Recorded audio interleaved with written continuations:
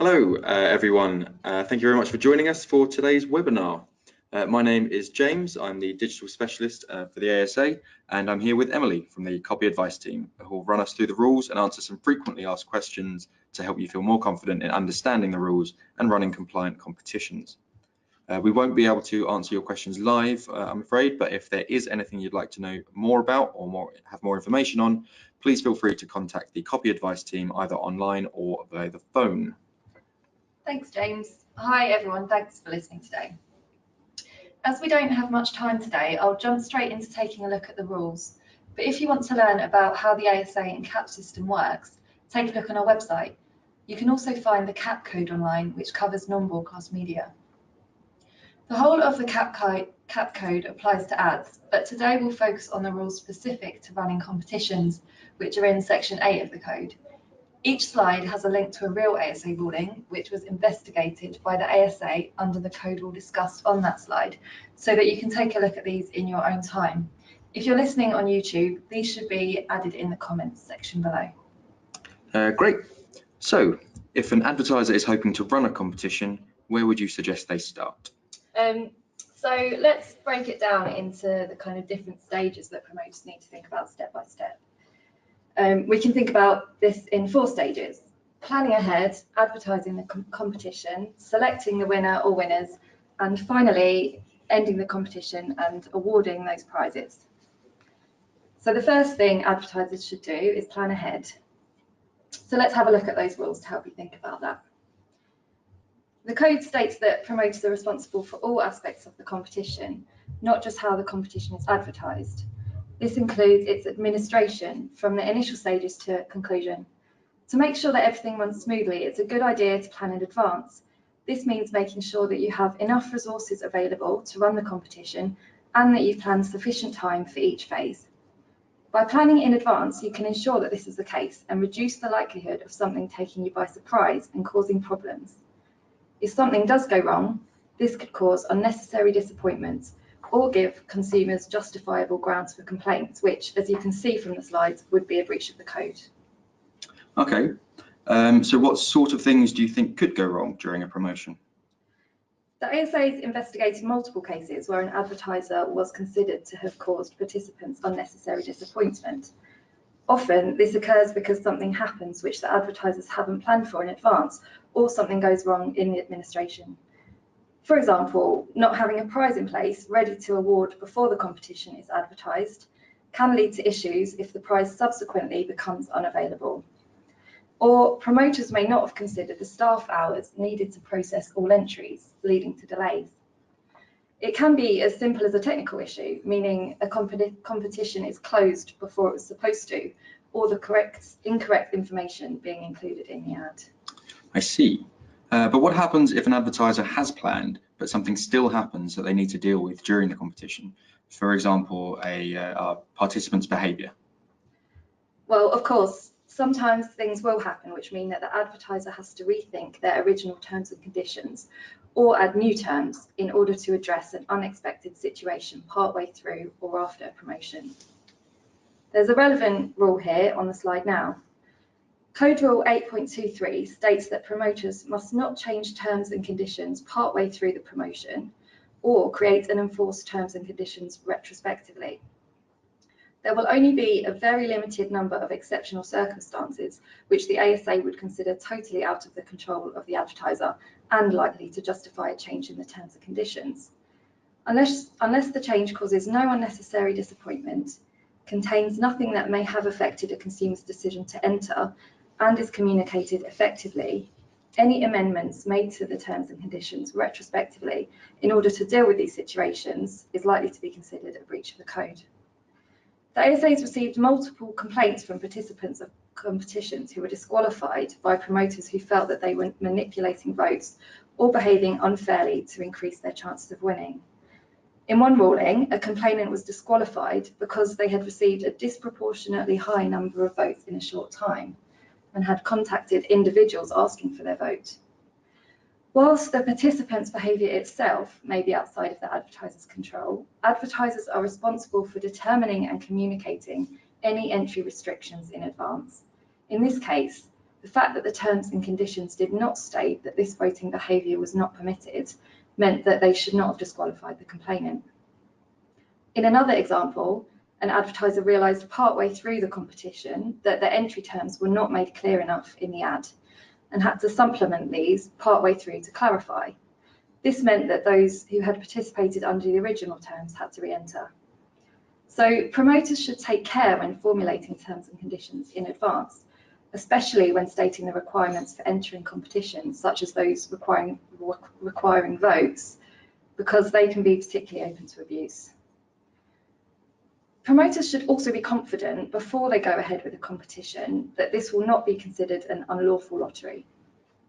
We understand that a competition which is not licensed by the Gambling Commission may be considered an unlawful lottery if there is no skill or judgment needed and participants are required to pay to enter or to pay for goods at a price that reflects the opportunity to participate.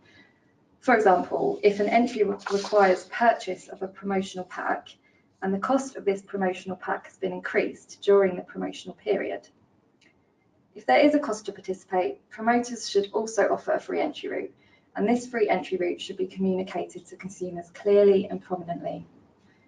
We'd always advise advertisers that, if unsure, they should seek legal advice to confirm that the competition they're planning would not be considered an unlawful lottery. If running a competition in Northern Ireland, different requirements may apply, and again, we'd urge a promoter to seek legal advice in this instance. So an advertiser is confident that they have planned properly, covered all bases, and they have the resources in place. What do they need to do to make sure the ads they create are compliant? Competitions should always be advertised clearly. So it's a good idea for advertisers to put themselves in the shoes of a consumer looking at the ad for the first time and using the information in the ad to decide whether or not they want to participate.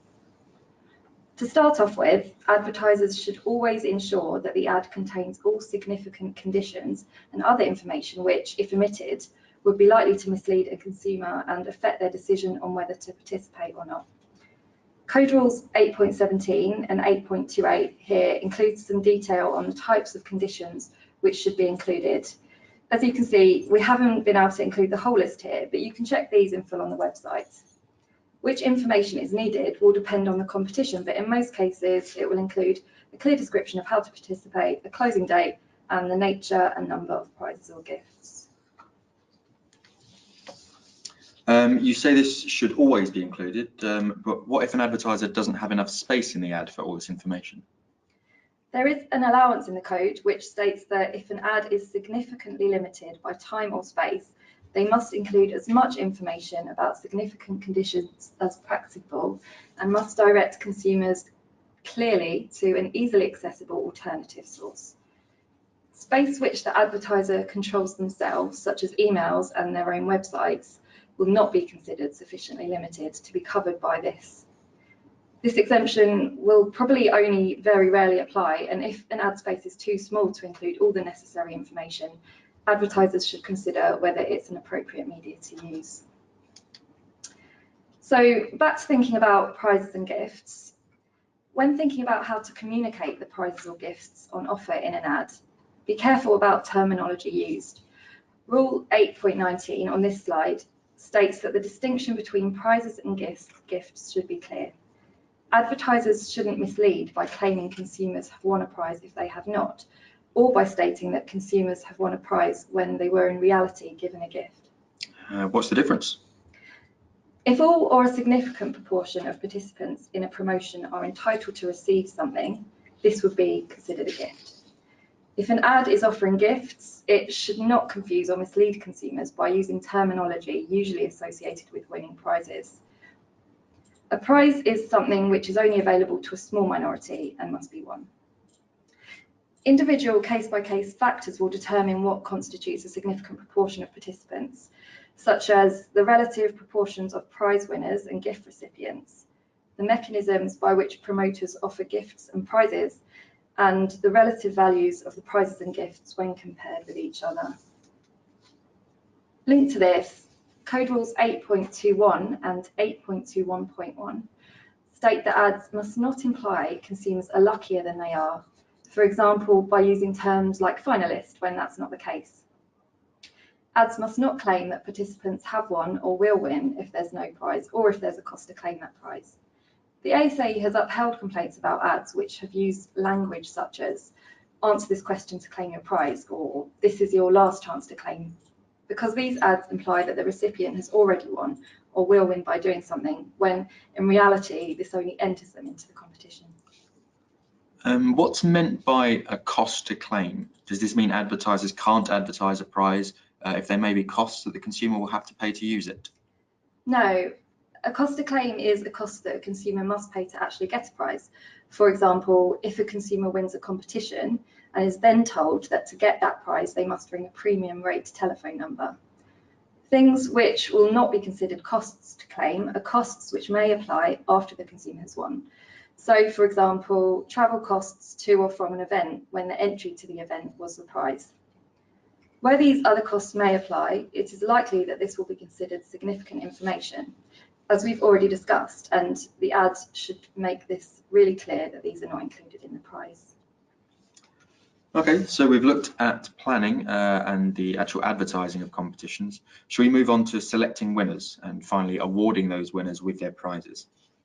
Sure. In competitions, the selection of winners criteria will often be subjective.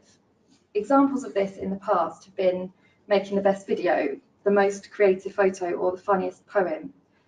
As we can see from the slide here, the code states that where this is the case, there must be an independent judge.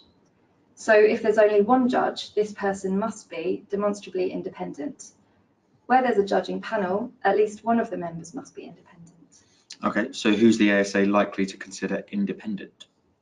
An independent person will be someone who is in no way linked to the competition's promoters and intermediaries, or to the pool of entrants from which the winner is picked.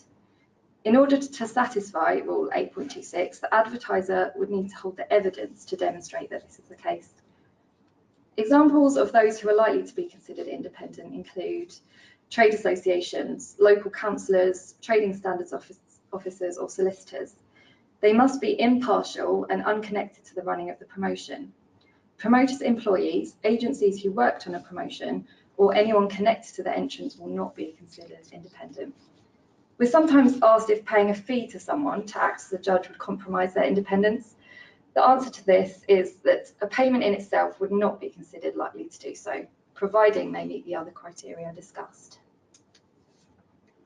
Lastly, as may seem obvious, prizes must be awarded.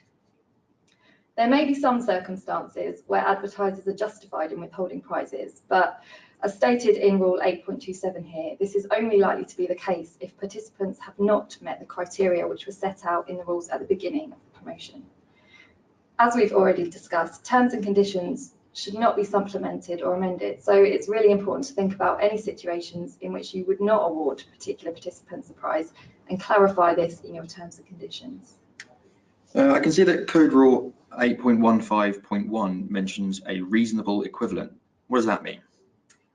Okay, so sometimes there may be some cases where a prize advertised cannot be awarded. For example, holidays can become unavailable if an event means that all flights are cancelled. In these cases, promoters must award a reasonable equivalent. The ASA has considered a reasonable equivalent to be something of the same nature and value. An ad which promoted a prize of an antique tanzanite ring, but instead awarded the winner a Victorian-style tanzanite quartz ring, was considered misleading because the awarded prize was not equivalent in value to the one advertised. In another case, a prize of a 2-week stay for 8 in a luxury villa was substituted for a 4-night stay for 2 in a hotel. Again, that's not likely to be considered a reasonable alternative. You can see why. Great, so how would you summarize all this for an advertiser who's just starting out? Firstly, it's a good idea to try and familiarize yourself with the code rules and break the process down to make it easier for you to be sure that every step of your competition is compliant. Plan ahead. How will you run the competition? Do you have the resources in place? Have you set aside enough time? Have you covered entry criteria and formed robust terms and conditions? Next, think about how the competition is advertised. Include all significant information clearly. Think about terminology used and be honest about participants' chances of winning. then make sure the winners are selected in line with the code and award the prizes as described, or if not possible, a reasonable equivalent. Finally, a reminder that although these are the rules specific to running competitions, if something is in remit, the whole of the CAP code will apply. Be aware that other rules in the code will apply to promotions for particular sectors or products, particularly if you're planning a competition for an age-restricted product, such as alcohol or foods high in fat, salt or sugar. Okay, and that's all. Thanks, Emily, and thanks for everyone for listening today. We hope that this has given you a useful overview on how to run a compliant competition. We'll be posting a recording of this webinar onto the CAP YouTube channel in the coming days, so if there is anything you'd like to refer back to, please check it out there. We do, of course, have a wealth of resources available on our website. Just head to asa.org.uk and search competitions. And if you'd like specific feedback on any ads you're putting together, whether they're ready to publish or just in the conceptual stages, CAP offers a free copy advice service via the website too. Do make sure to follow us on LinkedIn and Twitter if you want to keep up to date with our latest advice and guidance, or submit any questions to us. Thanks again. That's goodbye from me and goodbye. Bye. Thanks very much. Bye-bye.